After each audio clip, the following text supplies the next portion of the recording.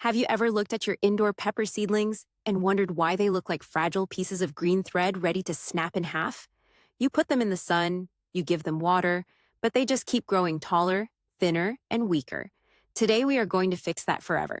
In this video, I am going to share the absolute best methods to grow incredibly thick, strong, and robust pepper seedlings right inside your house. I promise you, by the end of this video, you will know exactly how to trick your indoor plants into building the kind of sturdy stems that can survive a hurricane. But first, let me ask you a controversial question. Do you think petting your plants actually helps them grow? Keep watching, because the answer might completely shock you. Before we dive into the exact steps, we need to understand the environment we are dealing with. A house is built to keep humans comfortable. It is stable, quiet, and climate-controlled. But for a pepper seed, a house is actually a very confusing place. In the wild, a pepper plant expects harsh sun, sweeping winds, and cool nights. These stressful elements are exactly what signal the plant to build a strong, woody trunk. When we remove all that stress by placing them in a cozy, still room, the plant gets incredibly lazy. It reaches straight up looking for the sun, neglecting its base completely. To grow strong seedlings indoors, our main goal is to safely recreate the gentle stress of nature. We have to make the plant work for its survival. Let us start with the most common trap. The myth of the sunny windowsill. So many of us believe that placing our little pepper plants right next to a bright south-facing window is all they need. But here's the truth. The glass blocks a massive amount of the light spectrum that these plants crave. Picture a fan at a rock concert trying to see the stage from the very back row while looking through a dirty window. That is exactly how your pepper seedling feels on a windowsill in early spring. It has to stretch its neck, or in this case, its stem, just to get a tiny glimpse of the action. This stretching is what causes those tall, thin, fragile stems that snap at the slightest touch. To fix this, you must bring the concert closer to the fan. By using a simple LED grow light placed just 2 to 3 inches above the leaves, you change the game entirely. The plant no longer needs to stretch. It sits back, relaxes, and focuses all its energy on growing a thick, sturdy trunk instead of a long, spindly neck. Do not rely on the sun alone when starting seeds inside.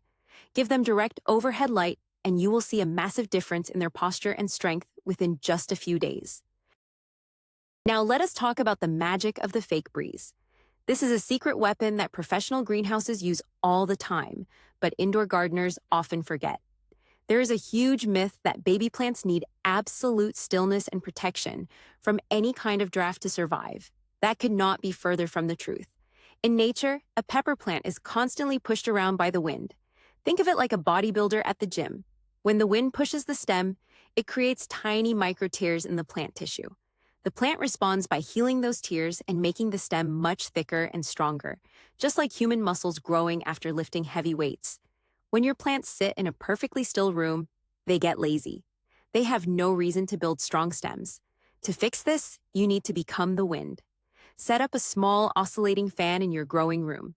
Aim it so that it provides a gentle, constant breeze across the tops of the seedlings. You want to see the leaves dancing lightly, not bending over backward in a hurricane.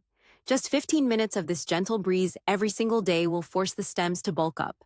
They will build a thick outer layer that can support heavy peppers later in the season. Let us move on to the temperature drop trick. This is where things get really interesting, and where many beginners make a crucial mistake. The common belief is that peppers love the heat, so seedlings must be kept as hot as possible at all times. While seeds do need warmth to sprout, keeping the air hot day and night once they are growing is a recipe for disaster. Constant high heat tells the plant to grow as fast as possible, which leads to rapid, weak vertical growth. Instead, you need to mimic the natural outdoors. Think about how good it feels to sleep in a cool room wrapped in a heavy blanket.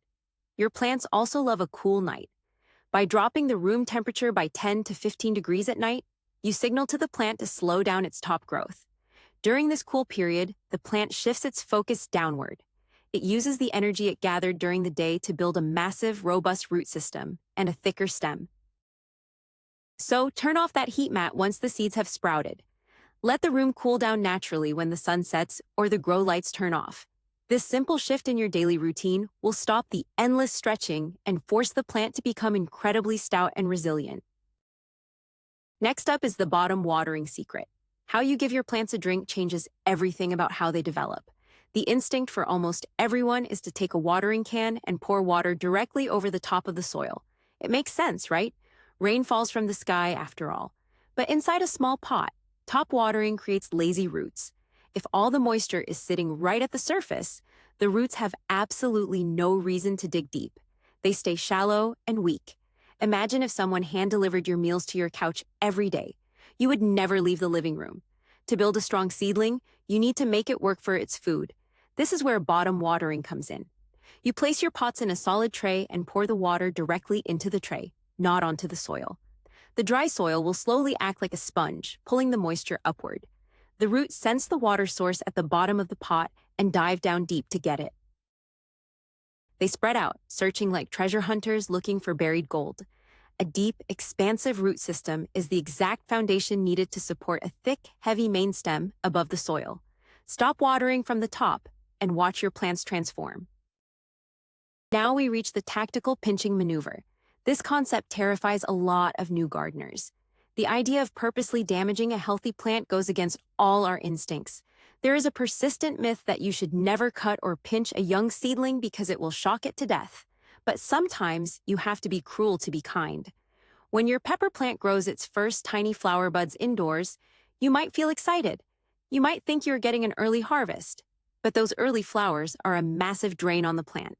Picture a factory that suddenly diverts all its electricity away from building the main structure to power one tiny light bulb.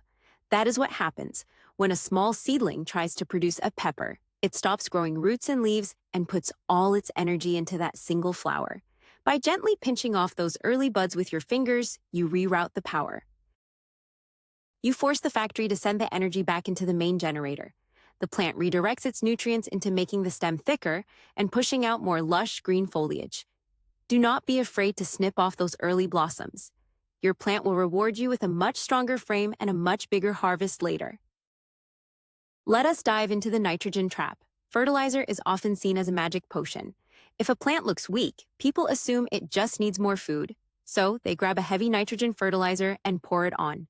This is a very common myth. The idea that more fertilizer automatically equals a stronger plant is simply false. Giving a young indoor pepper too much nitrogen is like feeding a child nothing but pure sugar and candy for dinner. Sure, they will get a massive burst of energy and run around, but they will not build strong bones or muscles. High nitrogen causes the pepper plant to explode with rapid, weak, dark green leaf growth. The stems simply cannot keep up with how fast the top is growing. The plant becomes top-heavy, floppy, and incredibly fragile. To build a strong seedling, you actually need to hold back on the heavy feeding. Use a very weak, diluted organic fertilizer only after the plant has developed a few sets of true leaves.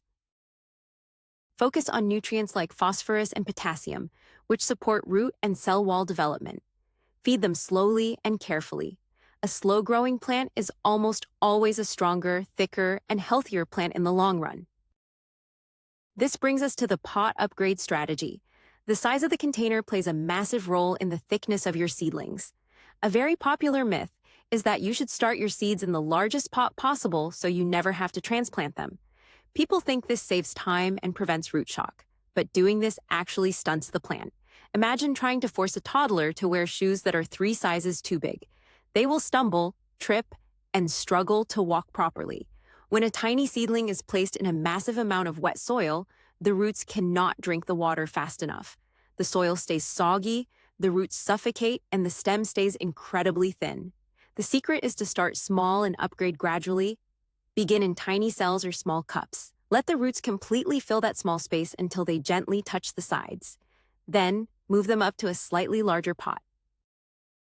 This process of stepping up the pot size encourages a dense, powerful root ball. Every time you repot the pepper plant, you can bury the stem just a tiny bit deeper. This forces the buried part of the stem to grow extra roots, anchoring the plant even more securely and thickening the base. Finally, let us discuss a technique that sounds like a joke, but is actually pure science. We will call it the stroke of genius. There is a scientific term called thigmotropism, which basically means how plants respond to physical touch.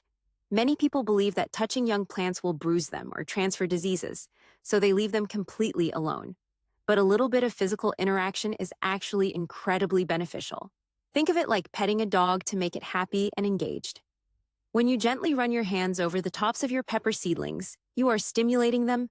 This light touch sends a chemical signal down the stem, telling the plant that it is encountering an obstacle or physical stress. In response to this touch, the plant releases hormones that restrict vertical growth and promote lateral expansion. In plain English, touching your plants makes them grow wider and thicker instead of taller. Just spend 1 minute every morning gently brushing your palms back and forth across the canopy of your seedlings. It sounds crazy, and your family might look at you funny, but this daily massage is one of the easiest and most effective ways to build a bulletproof pepper plant. So, there you have it. The journey to thick, unbreakable pepper seedlings does not require expensive chemicals or a perfect climate. It is all about tricking the plant into thinking it is fighting the wild outdoors. By bringing the lights closer, simulating the wind, dropping the night temperatures, and making the roots work for their water, you completely change the biology of the plant. Add in a little bit of strategic pinching, careful feeding, proper repotting, and even a daily massage, and you will grow seedlings that look like tiny, strong trees. When you finally move these powerhouses out into the garden, they will not even flinch at the real wind or sun. They will be ready to produce the biggest harvest you have ever seen. Thank you so much for watching. If you found these indoor gardening secrets helpful, please hit that subscribe button and give this video a like. It really helps the channel grow. Now I have a question for you to answer in the comments. What is the absolute hardest part about growing seeds indoors for you? Is it the lighting, the watering, or something else entirely? Let me know down below, and I will see you in the next video.